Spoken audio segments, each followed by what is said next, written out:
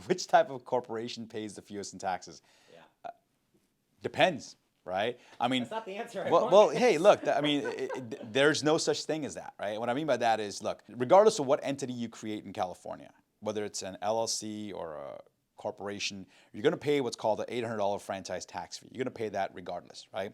You could form an entity out of California, but if you're operating that entity in California, you're still going to pay the California franchise tax fee. California wants its piece of the pie, and it's going to get it. Which is going to be more beneficial for me from a tax perspective? Look, there's different entities have different tax structures, whether you pay self-employment taxes or you don't. You know, it just depends on what type of business you're running and what you're looking to do, right?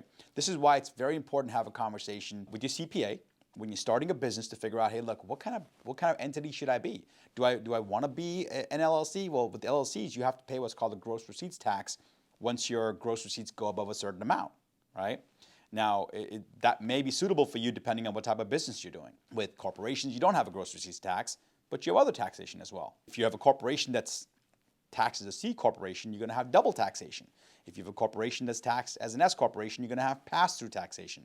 So again, anytime you start a business, right, there has to be a conversation with your CPA and your attorney to determine whether you need to be an LLC, corporation, partnership, or even if you need to have an entity at that point, right? A lot of times people will say, hey, Chris, I want to form an LLC. And I'll say, for what? I say, I'm starting a business. I say, well, how much money have you made? Not much yet. Well, if you haven't made much money yet, and your business is not necessarily a high liability business, you may be better off as a sole proprietorship, right? So there's no one answer that fits all, right? You have to sit down and again have a conversation with your CPA, your attorney to determine what's the best course of action for you, how to best structure your business moving forward.